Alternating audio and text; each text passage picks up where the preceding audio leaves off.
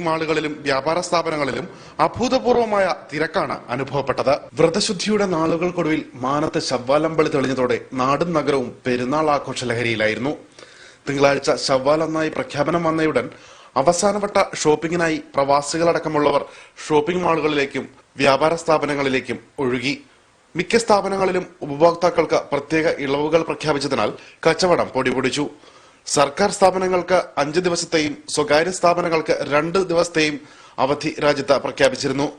ബർദുബായിലെ മീന ബസാറിലും ദേരയിലെ നൈഫിലും വൻ കച്ചവട തിരക്കാണ് അനുഭവപ്പെട്ടത്. ഇപ്പൊ നല്ല തിരക്കാണ്.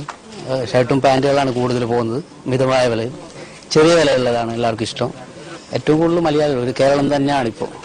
ആ കേരളത്തിന്റെ ഫീലാണ് ഇപ്പോൾ ചെയ്യുന്നത്. അബ്രയിലും ബസ്സിലും മെട്രോയിലും വൻ തിരക്ക് തന്നെയായിരുന്നു അനുഭവപ്പെട്ടത്.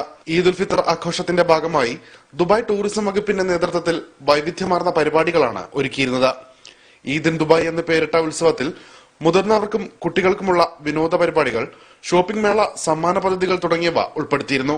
ഈദ് ആഘോഷത്തിനുള്ള മിഡിൽ ഈസ്റ്റിലെ മികച്ച വേദിയായി ദുബായെ ഉയർത്തിക്കാട്ടുകയാണ് പരിപാടിയുടെ ലക്ഷ്യം. പെരുന്നാളിന്റെ ആദ്യ 3 ദിവസങ്ങളിൽ ദുബായ് ക്രീക്കിലെ അൽസിഫ് സ്ട്രീറ്റിൽ കരിമരുന്ന് പ്രയോഗം നടന്നു.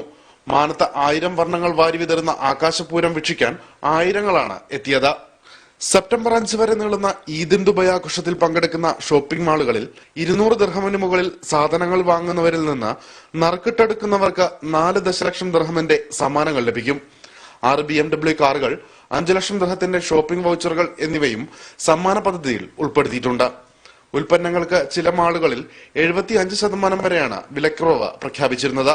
പെരുന്നാൾ അവധിയോടനുബന്ധിച്ച് ഷാർജയിലെ കച്ചവട കേന്ദ്രങ്ങളിൽ വൻ തിരക്കും അനുഭവപ്പെട്ടു. Rolla, അൽനഹദ, Jubail, Kalba, Khor Fakkan, ദെയ്ദ്, Madam, Nizwa, ഇസൻദിബ തുടങ്ങിയ പ്രദേശങ്ങളിലെല്ലാം വൻ ജനക്കൂട്ടമാണ് പെരുന്നാൾ സന്തോഷം ആഘോഷമാക്കാനെത്തിയത്. അൽ ജുബൈൽ മാർക്കറ്റിലെ പഴം, പച്ചക്കറി, ഇറച്ചി, കാലിച്ചന്ത, പക്ഷിച്ചന്ത, ബസ് സ്റ്റേഷൻ, ബുഹൈറ, കോർണിഷ് എന്നിവിടങ്ങളിൽ തിരക്കോട് തിരക്കായിരുന്നു.